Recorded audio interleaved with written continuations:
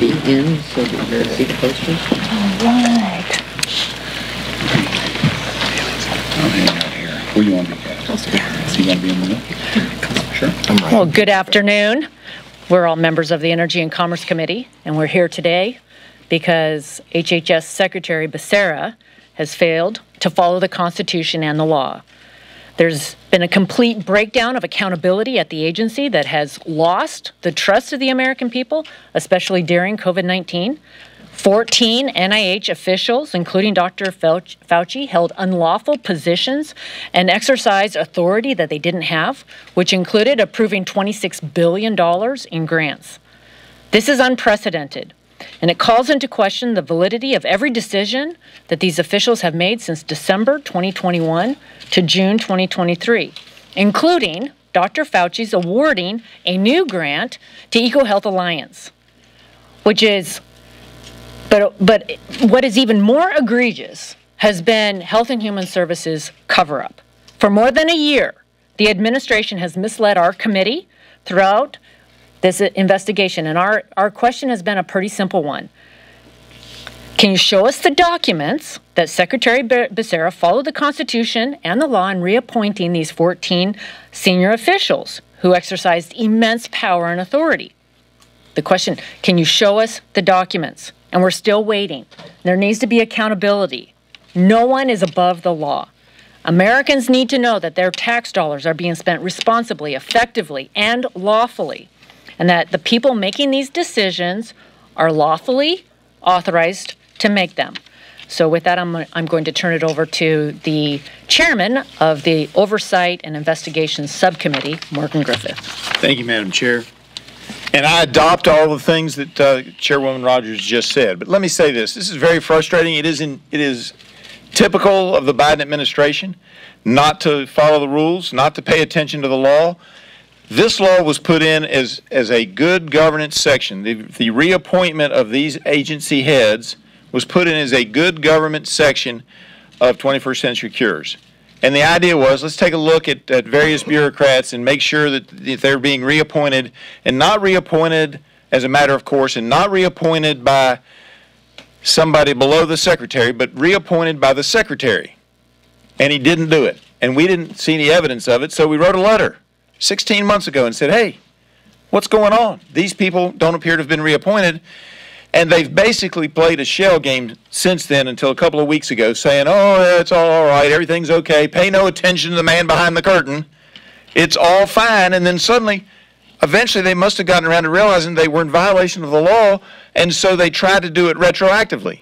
But everything, as the chairwoman said, from the end of December of 2021 until about 2 weeks ago, is now called into question. Every programmatic decision, every policy decision, and every grant award has question marks around it now, and I suspect the American taxpayers are going to pay millions of dollars defending lawsuits from various groups and various organizations that think they were either done wrong or they didn't like the policies that came out during that time period, because now it's clear that the administration and Secretary Becerra did not follow the clear meaning, the clear wording of the law. And unfortunately, this administration continues to do that, and it needs to stop. And that's part of why we have Oversight and Investigation Subcommittee, so we can find out what's going wrong and try to get it fixed and try to make sure this doesn't happen again. And that's why getting the word out so that the administration knows this is not the way to run the shop. And we got to get it right. And I will now introduce my colleague who's been working on this with me. Brett Guthrie is chair of the Health Subcommittee. Thank you so much for all your work. Thank you. Appreciate it. Thank you for your work and the chair's work and the committee's work. But for more than a year, Dr. Fauci, a highly paid public employee at the time, served unlawfully and without proper appointment. It was during this period he awarded a new grant to EcoHealth Alliance and serves as the chief medical advisor to President Biden's COVID-19 response team. In this role as top COVID advisor, he used his position to recommend mandates. It is unfair to the American people that while he held this position unlawfully, he used his platform to be the voice of science and shame those who with alternative point of views, in addition to push for questionable public health guidance policies. This is a complete breakdown of accountability at an agency that has lost the American people's trust, especially during the COVID-19 pandemic. This also calls into question every decision each one of these 14 individuals made during the time. Greater accountability is needed. Thank you. Great, thank you. And just before we move to the Q&A, I wanted to address HHS's latest statement on their failure to follow the law, because they've changed their story many times, and their latest defense is also not true. So they are referencing an entirely different process, what is called Title 42 special consultants. And this is different than what we are talking about as far as the requirement for the reappointment or the appointment of IC directors. IC directors require the Secretary's approval, and HHS should know the difference, and they can't hide behind this claim. But it's after a year-long investigation that we've not seen the evidence that the administration we've not seen evidence that other administrations, so they're claiming right now that other administrations have failed to follow this reappointment process. We do not see that evidence. They are conflating. There's two issues. There's the Title 42 special consultants, and then there is the process of appointing or reappointing the IC directors. And we wouldn't be here today if the administration had come clean in March of 2022, recognizing that they needed to get right with the law. So with that, I'll ask or answer some questions. Yes. What kind of, going forward here, is there a legislative step for your committee to take to address this? Like you said, you want to prevent this from happening in the future. What kind of steps can your committee specifically take to prevent this from happening? And also, looking back, is there anything that can be done to rectify what may have happened in the last 2 years and to punish who you say is responsible for this? Well, what we need are answers, and we need the Secretary of Health and Human Services, Becerra, to answer the questions that we have. We need to know if this was willful or if this was negligence. We need to find out if it is lawful for him to appoint these individuals retroactively. So we need to get answers to these questions, but this is all a part of accountability. Ultimately, this is about accountability on behalf of the taxpayers and ensuring that taxpayer dollars are being spent lawfully, and it's accountability by the elected representatives in Congress of the agency. And no, this is just one example of it seems there's more and more arrogance in the agencies, among agency secretaries and officials, that they don't have to follow the law. And if I might add to that. Oh, yes, please. And if I might add to that, one, shining the light on it's important. Two, I don't think it is proper to retroactively appoint somebody who's making decisions at this level. But if a court were to determine that, how do you retroactively appoint people who are no longer there? And the answer is I don't think you can do that. So even if the courts were to say, well, you can retroactively appoint those people who are still there, how do you, 6 months after retirement, suddenly reappoint Dr. Fauci to a position that he's already left? I don't think you can do it. Okay, in the back.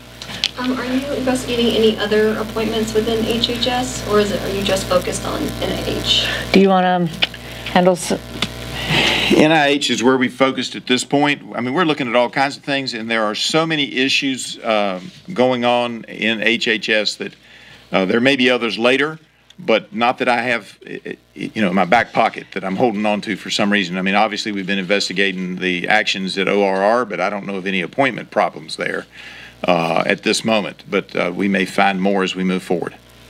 Yeah. Yes. Does the committee or do individual members of the committee plan to support any of these potential legal actions against specific policies or appointments or grants? Well, at this point, I think as the chair, Griffith, just said, shining the light on it.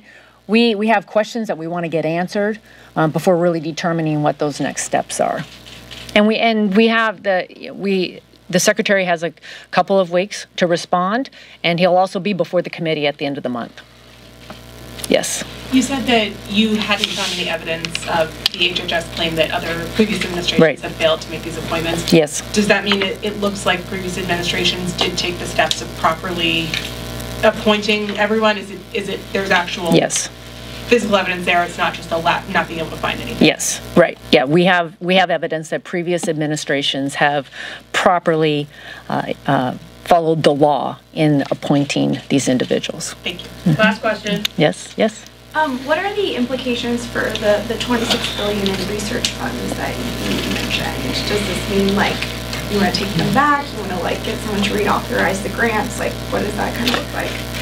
Well, it does raise the question around the decisions that were made approving grants by individuals that are not lawfully in their role. So it is an abuse of power by an unlawful individual, and we're this is uncharted territory. So, but we're going to continue to pursue answers and ultimately figure out what we can be doing to make sure that the agencies are accountable. Yep.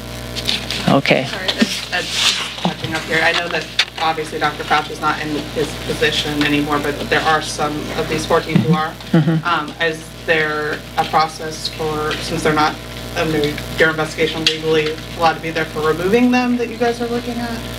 Or what is kind of the recourse if they're not legally in these positions? Well, I think this really is about accountability. This is about good government. We gave the agency, we brought this, we asked for the documents.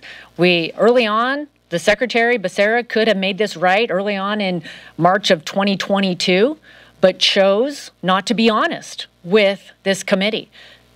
They first answered and lied to us and said that these appointments had been made legally. And then NIH and Health and Human Services, we asked for the documents. They still didn't turn them over. Instead, they gave us this chart that was, again, misleading Congress, but not the documents. And then just a couple of weeks ago, he made these retroactive appointments. So this is an accountability measure this is accountability ultimately for the taxpayers, hardworking taxpayers across this country, and Congress making sure that these agencies are following the law. I don't know if there's anything you guys want to add? Yeah, I think that's right, and I would say that the ones who are still there, they did get lawfully appointed a couple of weeks ago. So you have this gap period where I think they probably do have to go back. Any monies that haven't gone out, they've got to reauthorize everything that they're already doing, and each various program may have different steps that third parties who didn't get the grant, who were vying for the grant, may now have grounds to challenge whether or not those grants were not awarded to them and awarded to somebody else. I think it's just a huge mess, and it could have all been avoided.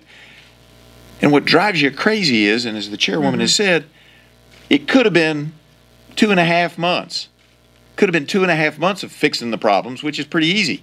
Instead, we have 1.5 years. This is a big cow pie in the field, and they just stepped in it and stomped in it and acted like it was fun and games until 2 weeks ago. Very good. Thank you, everyone. Thank you. Thanks.